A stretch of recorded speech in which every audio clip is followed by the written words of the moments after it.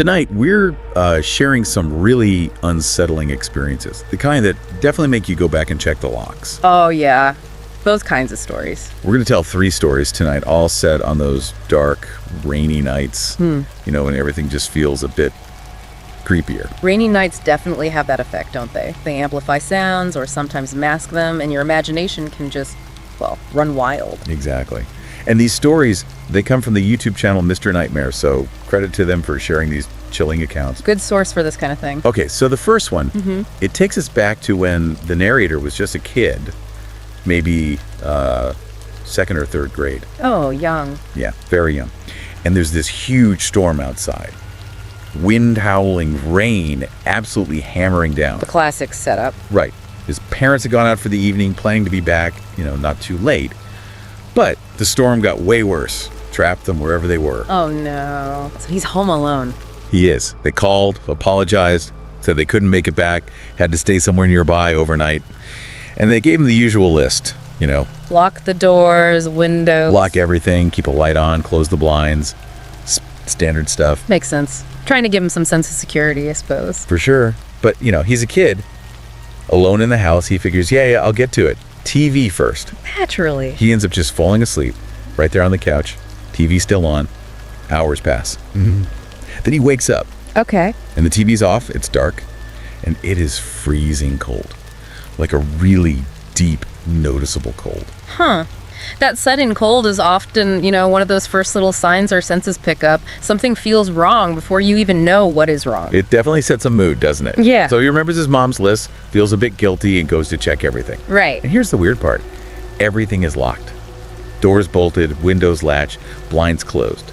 Just like she said. Okay, so he had done it, or someone else did. He doesn't think he did. He was asleep. He specifically remembers not doing it before falling asleep. But everything's secure. He even checks the windows, thinking maybe one's cracked, letting in cold air. But no. Nope. Sealed tight.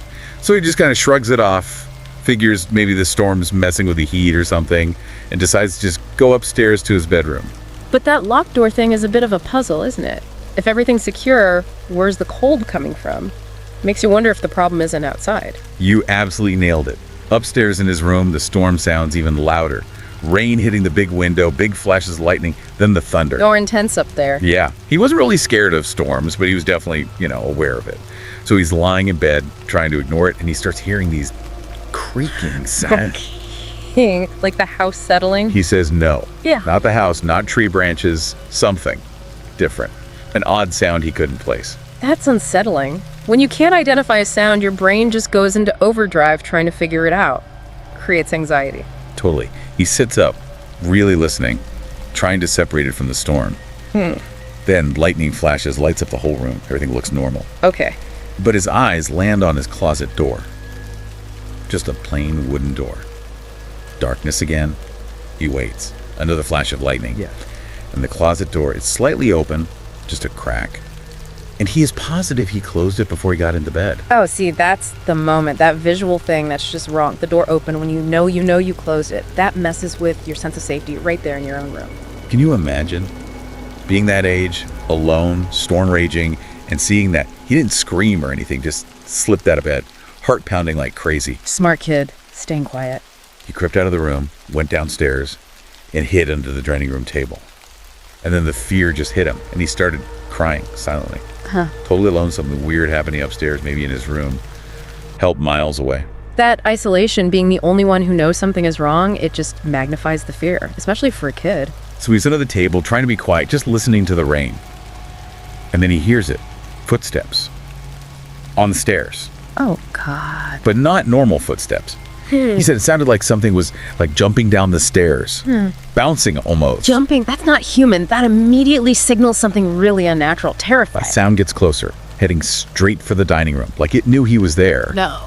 And then, under the edge of the tablecloth, he sees them. 2 bare feet appear. He can only see up to the ankles. But these legs. Oh. He described them as just nasty, wet, covered in mud, with this weird, sickly yellow tint to the skin. Yellow tint. Yeah, and covered in cuts, like they'd been dragged through thorns or something sharp, and they were unsteady, kind of stumbling. Wow. Okay. Then, just as he thinks it can't get worse, whatever it is drops something. It clatters loud on the wood floor, a wrench. A wrench. Why a wrench? Is it a weapon? Or just something it had? That's disturbing either way. He said he just wanted to bolt, but he was completely frozen, staring at these feet. They just stood there for a second, didn't pick up the wrench, didn't leave. Felt like forever. Agonizing. Finally, the feet shuffles away. He hears those weird, jumpy, stumbling steps moving around the first floor for ages. And then, the relief. He hears the front door open and close. It left. But still, who or what was that? And is it really gone? The dread must linger. He stayed under that table for so long, just couldn't move, completely traumatized. He said later he doesn't remember much except eventually picking up the wrench.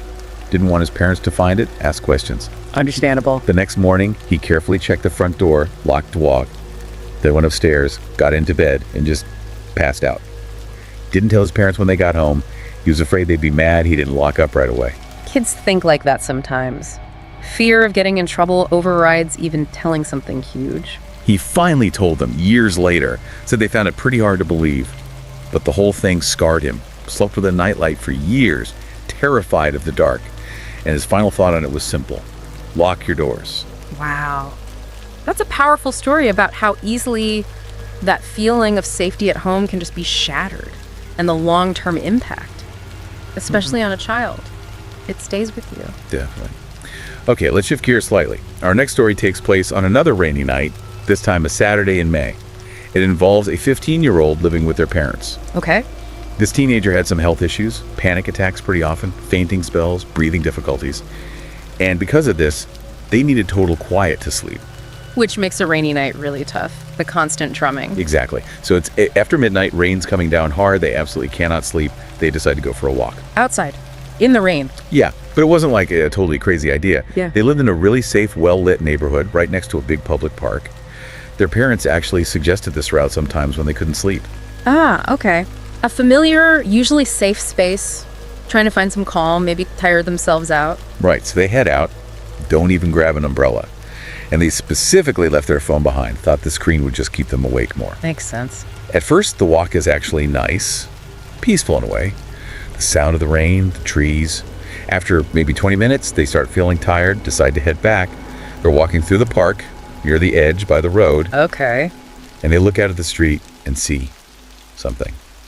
A long, dark shape just lying there in the middle of the road. Lying in the road. Oh, that's not good. At first, they thought maybe it was just trash, like a pile of clothes or something.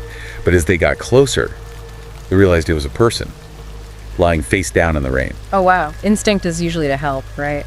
See if they're okay. Totally. Even though they had this bad gut feeling started, they felt they had to check. As they got closer, they noticed the clothes, black pants, dark plaid shirt. Seemed weird for being out in the downpour. They figured it was probably a man's. On a clothing choice, yeah. Then, as they got right to the edge of the street, two things happened almost at once. First, this intense wave of cold hit them. Just sudden, unnatural cold. Like the first story, that cold feeling again. Exactly. And at the same moment, this absolutely bizarre sound comes from the park behind them. A howl. But not a dog, not a coyote. They said it sounded off. Like a wounded animal, but distorted. How? Okay, that combined with the cold, that's immediate danger signals firing off, primal fear kicking in. They spun around, terrified, heart pounding, but couldn't see anything in the dark trees. The sound felt like it came from deeper in the park. Nothing jumped out, but that sound, just deeply wrong. Yeah, that's incredibly creepy. But the immediate threat wasn't in the park. When they turned back to the street, the person wasn't lying down anymore. They were sitting bolt upright, staring right at them. Oh, okay, nope. That's terrifying. The switch from potentially helpless victim to watcher. And in that second, the narrator's vision started to tunnel. They felt faint, probably the shock plus their existing health stuff. Panic attack kicking in, maybe? Could be. But before they could even really react, the person on the street stood up and sprinted towards them with this horrible, wide smile. And they were holding something, looked like a kitchen knife. The narrator said that was the moment they felt real, actual fear for their life. Knife, sprinting, that smile. Pure attack mode. That's survival time. They just turned and ran back into the park, heard the person yelling behind them, something like, "I'll get you," just screaming it. Horrifying. The wet grass was slippery, hard to run on, but pure adrenaline took over. They just ran deeper into the park, towards the dense trees, Ironically, the same direction that weird howl came from, didn't look back, just ran. Fleeing into the dark park seems counterintuitive, but anywhere is better than facing that absolute terror. They finally just collapsed behind a big tree, couldn't breathe, shaking all over. They hid there for what felt like ages, maybe 20 minutes. Didn't see or hear anything else. Just waiting, listening. Yeah. Eventually, they crept out and took a really long way home, totally avoiding that street. Got back soaked, terrified, completely traumatized. I bet. They said the howl is still the weirdest part. They couldn't connect it directly to the attacker, but the timing. Yeah. It was too strange. They wondered if maybe the attacker heard it too.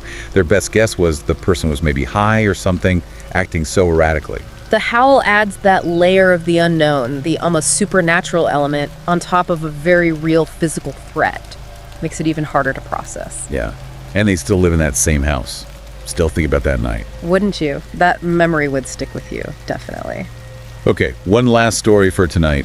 This one takes us out camping. Northern California. Pretty remote wilderness. Okay, different setting, isolation. Exactly.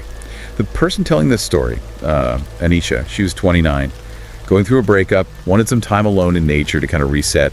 She picked a spot by a river she knew, usually very quiet. Makes sense. Nature can be really healing. Good place to get your head straight after something like that. She gets there late afternoon.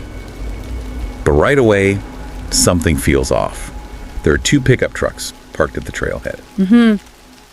So much for solitude. Yeah. This spot was known for being deserted, so seeing other vehicles immediately put her a little on edge. But she decided to hike downriver anyway, hoping maybe they were camped far away or just fishing. Fair enough. Maybe they'll kick to themselves. About 15 minutes down the trail, she sees them. 2 guys fishing upriver a bit. As she walks past on the trail, one of them sees her and he quickly covers something up with his jacket. Acts really awkward. Oh, that's weird. Covering something up. Yeah. He gives this kind of forced smile and says something like, "Oh, hey, we were just target shooting cans down here. Hope we didn't startle you." Target shooting. Okay. Awkward explanation, though. Anisha just nodded, kept walking. Yeah. But that whole interaction, the covering something up, the weird excuse, it just didn't sit right. That intuition thing. Absolutely. You pick up on those little cues, body language, tone, even if you can't explain why, you feel when something's off. So she finds a spot further downriver, nice and secluded, sets up her tent, starts to relax a bit. A light rain starts falling. Gentle rain, maybe calming after the initial unease. Maybe. Later, she's down by the river again, just looking at the water. And she sees one of the fishermen across the river. Alone this time, it's the guy who spoke to her earlier. Oh, him again? He waves. She hesitates, but waves back. Trying to be neighborly, maybe diffuse any tension. Right. Standard camper etiquette, sort of. Then he yells across the river, asks her name. She doesn't know why, maybe caught off guard, but she yells her real name back. Anisha. Giving her name. Maybe not ideal, but understandable in the moment. He just stands there for a second after she says her name, then reaches into his jacket and pulls out a disposable camera. A disposable camera, not a phone. That's odd. Really odd. Before she can even process it, he raises it, snaps her picture from across the river, then just turns around and walks off into the trees. No other word. Okay, that is super creepy. Taking her picture like that, unsolicited, after asking her name, huge violation. That immediately escalates things from awkward to potentially threatening. Anisha was totally freaked out now. The awkwardness before was one thing. This felt targeted, invasive. She went back to her tent feeling really anxious. I don't blame her. That's incredibly unsettling. Night falls. She gets in her tent, tries to sleep, but her mind is just racing. Thinking about the breakup, thinking about that creepy photo incident, listening to the rain on the tent, the river sounds, Already on edge. and then she hears it. Footsteps. Outside her tent. Faint at first, but definitely footsteps. And they sounded uneven, kind of circling. Oh no. After the camera thing, hearing footsteps, that's nightmare fuel right there. She knew instantly this was bad. She'd actually brought a handgun with her just for protection. Smart move. Very smart move, especially camping alone in a remote area. She grabbed the gun, unzipped the tent quietly, and peered out with her flashlight. And there he was, The fisherman. the creepy fisherman. Just a few yards away, half hidden by a tree. Staring at her tent with this totally blank expression. And in his hand, he had a small axe. An axe! Oh my god, blank expression, axe in hand, lurking outside her tent in the dark. That's immediate serious danger. She said she just froze for a second. Pure terror. Alone, miles from anywhere, facing this guy with an axe. Fight or flight kicking in. Flight wasn't really an option right then. Adrenaline hit. She raised the gun. Her voice was shaking, but she yelled at him, told him to leave right now or she'd shoot. Good for her, taking control. His expression didn't change. He just stood there. Then, after a few seconds that probably felt like hours, he mumbled something. She could barely hear him over the rain, but it sounded like, "My friend Ivan. He told me not to. Said I shouldn't." And then something like, "Had to take care of Ivan." Take care of Ivan? What does that even mean? That's incredibly disturbing. Suggests violence, instability, raises the threat level even higher. Anisha didn't stick around to figure it out. She fired a warning shot into the trees right above his head. Smart. Shows she's serious without escalating to shooting him directly unless absolutely necessary. He flinched, looked startled by the gunshot. She aimed the gun at him again, voice steadier this time. Ordered him to drop the axe. Ready? He did, slowly put it down. Then she made him take off his shoes and show her he didn't have any other weapons. Made him kick the shoes away. Good thinking. Impede his movement. Make sure he's disarmed. Then she told him to go over to her tent and toss her main gear out into the clearing where she could see it. She kept the gun and flashlight on him the whole time. Quickly packed her absolute essentials sleeping bag, backpack, water. Jammed the axe he dropped into her own pack. Taking the axe away too, smart. Then she threw his shoes as far as she could into the woods in the opposite direction. Told him to start walking that way, and she kept the light on him until he was completely out of sight in the rain and trees. Wow. She handled that incredibly well under extreme pressure, controlled the situation, created distance, ensured her escape. Then she just booked it back to her car. Hiking fast in the dark, pouring rain, constantly looking behind her, terrified he was following her. Or maybe his friend Ivan was out there somewhere. That hike back must have been pure terror. She got to her car, drove away as fast as she could, pulled over the second she got cell service and called the police. Told them everything, where it happened. Good. Reported it immediately. She said months later, she never heard if they found him or Ivan or what came of it, but that comment had to take care of Ivan. That's what stuck with her the most. That and being incredibly grateful she was armed that night. Absolutely. That story really highlights the risks you can face even when you're just seeking peace and quiet in nature. And the absolute importance of being prepared, having that intuition and trusting it. You just never know. These three stories, all true, all happening under that cover of a dark, rainy night. They're just stark reminders, aren't they? How quickly things can shift from normal to terrifying. How vulnerable we can feel even in places we think are safe. Our homes, our neighborhoods, even out in the wilderness where we seek solitude. Yeah, it shows how fragile that sense of security can be.